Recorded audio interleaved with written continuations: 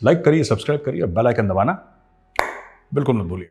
आपको लगता है अगर ये मसूद अजहर की लाश दिखा दें जी हमने इसको मार दिया, या हाफिज सईद को दिखा दें, या किसी इवन जवारी को भी अगर दिखाया है, तो जो उनकी एक्टिविटीज थी या जो इनकी एक्टिविटीज हैं टेररिज्म को लेकर, जिस तरह की ये हरकतें करते रहे, क्या वो रुक जाएंगी?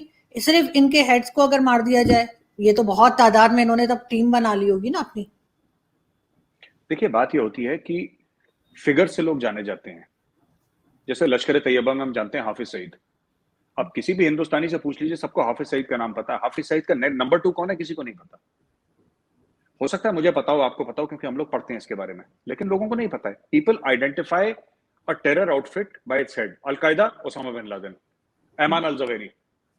ठीक है, ये एक मतलब हमारे दिमाग में ऐसी बात होती है, तो उससे बहुत फर्क पड़ता है, क्योंकि ये पर्सनैलिटी रन आउटफिट्स होती हैं ज्यादातर, टेरर आउटफिट्स। और टेरर आउटफिट्स में ये भी देखा, अब देखिए अलकायदा में जब से ओसामा बिन लादेन को मारा है, अलकायदा बिल्कुल हाफ से भी हाफ हो गई, उसकी इफेक्टिवनेस कम हो गई। ठीक है ना। इस्लामिक स्टेट को देख लीजिए, इस्लामिक स्टेट्स के 3-4 ऊपर वालों को खत्म करा, वो खत्म हो गई। तहरीक तालिबान पाकिस्तान नहीं खत्म हुई, उनके 3-4 लोगों को ड्रोन स्ट्राइक में उड़ा दिया था ऊपर वाले, जो ये इनके जो कबीले वाले हैं, जो टॉप इनके बॉसेस थे, उनको अमेरिका ने ड्रोन स्ट्राइक से उड़ा दिया। तहरीक तालिबान पाकिस्तान क्यों नहीं गए? क्योंकि तहरीक तालिबान पाकिस्तान अपने घर में ऑपरेट कर रही है। Tehrik Taliban Pakistan is operating inside Pakistan, जो कि उसका घर है। वो पाकिस्तानी तो है, वो सब पश्तून है, देवबंदी है वो लोग, वो वहां पे ऑपरेट कर रहे हैं। अलकायदा चाहती है कहीं और ऑपरेट करे, मल्टीनेशनल ऑपरेशंस आप नहीं कर सकते ऐसे। इस्लामिक स्टेट चाहती है मल्टीनेशनल ऑपरेशंस करे, आप नहीं कर सकते ऐसे। जो अफगान तालिबान है वो क्यों स्ट्रांग है? अफगान तालिबान कहती है कि हमें अफगानिस्तान से बाहर कोई मतलब नहीं है, अमेरिका जो करे हमें कोई लेना देना नहीं। तालिबान ने कभी किसी को बाहर जाके अटैक नहीं करा, उनके सारे अटैक या तो पाकिस्तान में होते हैं, अफगानिस्तान में होते हैं। इसके अलावा उन्होंने तीसरे मुल्क पे कभी अटैक ही नहीं करा। They are not interested. जो कई पाकिस्तानी ये कह रहे थे ना कि तालिबान आएगा, इंडिया के ऊपर अटैक करेगा, कश्मीर, वो पीटीआई की जो खातून थी जो कह रही थी, Arzoo ji, Afghan Taliban has no interest in the rest of the world. They have no interest. They have no interest in India. They have no interest in America. वो कहते हैं हमारे मुल्क में मत आओ, बस उनका इतनी सी ख्वाहिश है कि आप हमारे मुल्क में मत आइए, बाकी आपको जो करना है अपने मुल्क में आग लगानी लगाओ, हमें छोड़ दो, बस दैट्स देयर ओनली पॉइंट। नहीं, अब आप बिल्कुल ठीक कह रहे हैं, मगर अगर हम साथ साथ ये बात करें कि क्या पाकिस्तान कह देगा कि यहाँ पर मसूद अजहर नहीं है, अफगानिस्तान में है, अमेरिका यकीन कर लेगा, इंडिया यकीन कर लेगा, या इंडिया की अपनी भी तो कोई इंटेलिजेंस होगी ना, क्योंकि आप लोगों के यहाँ ज्यादा नुकसान हुआ है। पाकिस्तान में जितना मर्जी किया हो, लेकिन ज्यादा टैक्स तो इन लोगों ने इंडिया में जाकर किए हैं, तो आपकी अपनी भी तो कोई इंटेलिजेंस होगी जो चेक कर रही होगी कि ये असल में है कहाँ पर।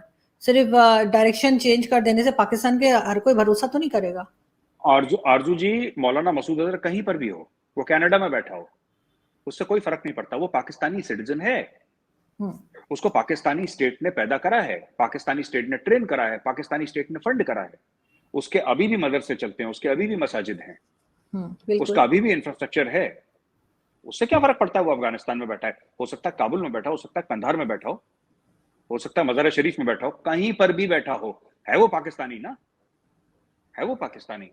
तो ठीक है, Pakistan will be held accountable and FATF will hold Pakistan accountable. आप कितनी भी चिट्ठियां लिख दीजिए, उससे क्या फर्क पड़ता है?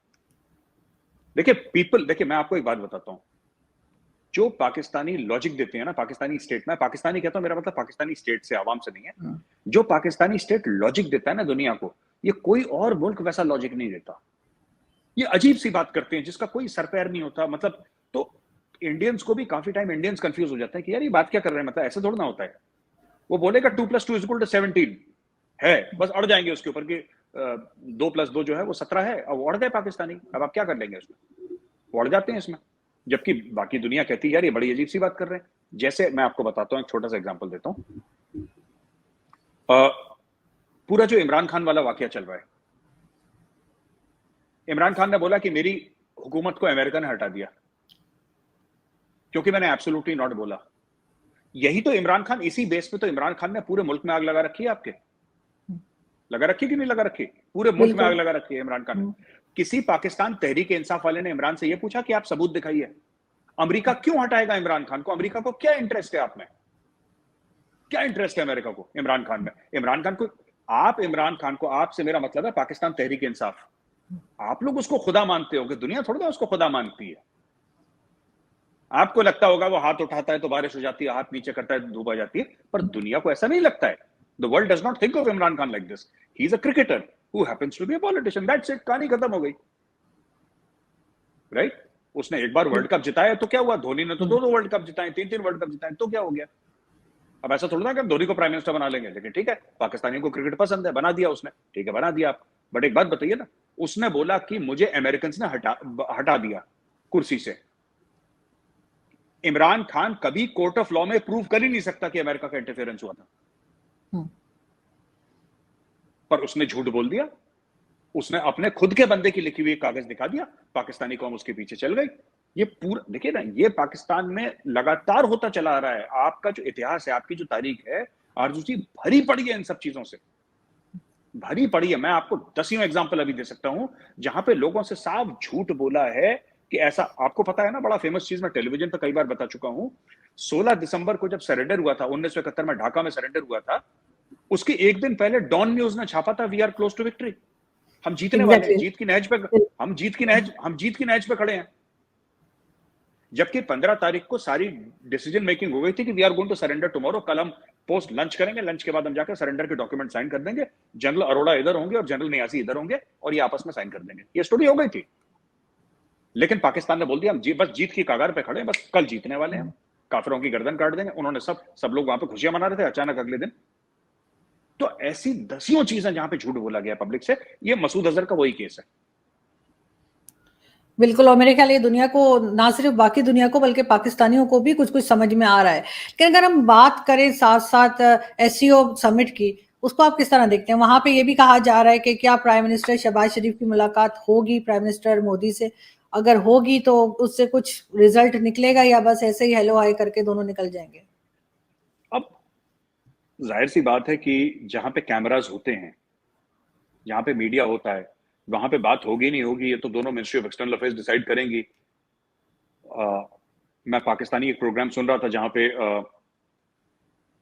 ओरिया मकबूल जान साहब कह रहे थे कि शहबाज शरीफ ने बोला है कि 3 लोगों से मेरी मीटिंग करवानी है, शी जिनपिंग से मीटिंग करवानी है, और मेरी मीटिंग आपको व्लादिमीर पुतिन से करवानी है, और आपको नरेंद्र मोदी जी से मेरी मीटिंग करवानी है। ये ओरिया मकबूल जान साहब अपने एक शो में बोल रहे थे, और उनके साथ वो जफर हिलाली साहब भी थे वहां पे, पैनल पे 2 थे, एंकर का नाम मुझे नहीं पता। तो ये लोग आपस में अपनी बात कर रहे थे कि जी ऐसा होना चाहिए, वैसा होना चाहिए। खैर, बहरहाल आई डोंट नो। और निकलना जाना क्या है आरजू जी, निकलना जाना क्या है ये? इसमें देखिए, जब प्राइम मिनिस्टर्स मिलते हैं, उनके निकलने पे कुछ होता है तो पहले एक्सटर्नल अफेयर्स के मिनिस्टर मिलते हैं, फॉरेन सेक्रेटरीज मिल जाते हैं, एक ग्राउंड ब्रेकिंग हो जाती है कि जब दोनों प्रधानमंत्री मिले भारत के और पाकिस्तान के, तो सिर्फ सबके सामने की चीज हमने डिसाइड करा, एक साइन हो जाए। मुझे लगता नहीं है, अब अगर कुछ करिश्मा हो जाए, कुछ जादू हो जाए तो मुझे नहीं पता, लेकिन मुझे नहीं लगता है कि ऐसा कुछ होने वाला है, और मुझे नहीं लगता कि मोदी जी कुछ करें, क्योंकि शहबाज शरीफ ने भी ना बहुत पब्लिकली, ये क्या होता है कि इनका ना मुंह नहीं बंद रखता है।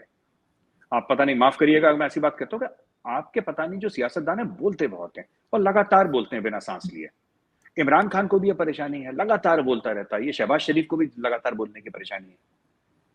इंडिया ने जो हेल्प नहीं भी बोली थी हम नहीं करेंगे, इन्होंने बिना हेल्प इंडिया के दिए हुए इन्होंने मना कर दिया कि जब तक कश्मीर का मसला नहीं होगा तब तक हम बाढ़, इंडिया, मोदी जी ने कभी बोला कि हम बाढ़ के लिए हेल्प करेंगे? नहीं बोला मोदी जी ने। मोदी ने सिर्फ ये बोला कि बुरा लगा यार आपके यहाँ, बुरा लगा आपके यहाँ हुआ, इतने जानो माल का नुकसान हुआ, हम अपनी संवेदना प्रकट करते हैं। You know, we offer our condolences, we offer our, you know, we are with you in your hour of grief, जैसे लोग कहते हैं। बिल्कुल, तो इखलाकन। तो हाँ, तो उन्होंने बोल दिया, अब यहाँ पे बोल दिया कि नहीं।